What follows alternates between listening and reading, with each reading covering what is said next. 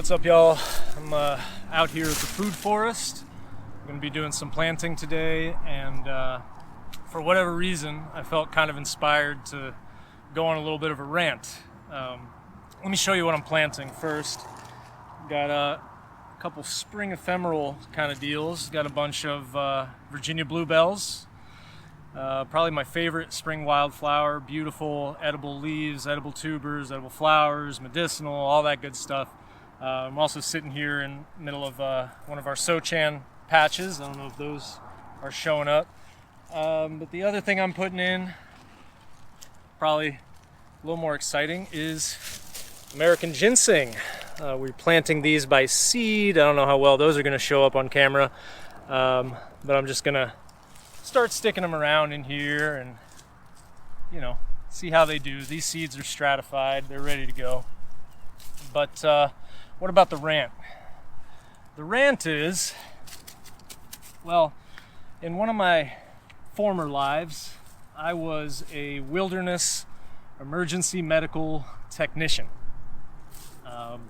And if you have done any kind of work in emergency medicine or backcountry medicine or any of that kind of stuff, you're probably familiar with the fact that people like to diagnose a lot. People like to be really book smart about pathology and anatomy, and it's kind of like a competition when you're getting those certifications, like who can memorize all the stuff in the book and yada yada yada.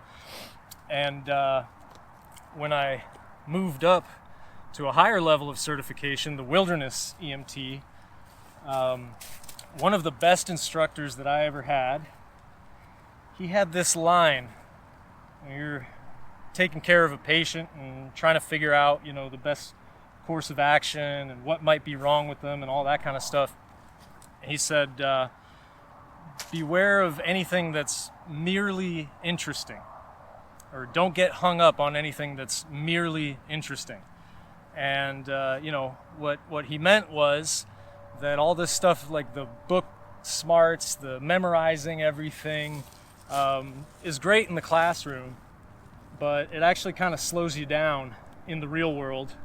And usually a lot of the stuff that you spent all this time reading about has no practical application 90% of the time. It is merely interesting, and therefore not actually that valuable. And strikes me that there's kind of a comparison to be made with a lot of stuff in permaculture, at least in my experience, where you have a lot of these gurus and stuff who are really impressive. Like they know the botanical name for everything. They can rattle off all kinds of stuff about microbiology, yada yada yada. And it kind of seems like half the time the only purpose for that stuff is to impress people so that they'll pay them to teach permaculture or whatever. But at the end of the day, a lot of the stuff that they're talking about is merely interesting. It's not really rooted in some kind of practice. So I don't know if maybe the plants that I'm working with today inspired me to think about this a little bit. Our spring ephemerals, so many of the medicinals in this region are or were historically cultivated by various different groups of people, certainly the indigenous tribes of the region and later settlers and various folks. And I feel like nowadays, especially in conservation circles, we learn about spring ephemerals. We learn, oh, here's a remnant patch of Virginia bluebell, and we have to take care of it. We have to make sure invasives don't get to it and all this kind of stuff. And then on the other side of things, we have permaculturists and people like that talking about, oh, these plants are edible. You can eat Virginia bluebell. And I think both of those pieces of knowledge, both the ecology of the ephemerals, where they fit into our forest systems, and what's edible and what's medicinal about them, these pieces of knowledge independently of each other are just merely interesting. And I guess maybe could also be seen as like this is a pretty crude way of putting it, but you could contrast this sort of this knowledge about what you can eat in the woods is sort of a Western worldview. Like, you know, you meet someone, they can rattle off all the secondary metabolites in a plant and this kind of stuff. And again, it's merely interesting. And so to contrast that to, again, very crudely, what we could maybe call the indigenous worldview or unindigenous worldview, where that knowledge, your ability to know what plants are edible and where they grow and all this kind of stuff, is not even really valued as knowledge unless there is some sort of practical application for it. How does that actually help your community? How does it feed your community? And in this case, of course, I'm including the plants in my community. So, you know, when we understand that these species historically were cultivated in great numbers by indigenous tribes, then we start to understand their ecology and the fact that they co-evolved with human cultivation. And so this conservation sort of perspective of, hey, we just leave it alone, don't ever go there. And then on the other hand, the wild plant kind of edible perspective of, well, you can eat this. Those things independent of each other, you know, we have to kind of synthesize them into a coherent ecology that includes human sort of involvement on the landscape. It's a relational kind of thing, right? It's reciprocal.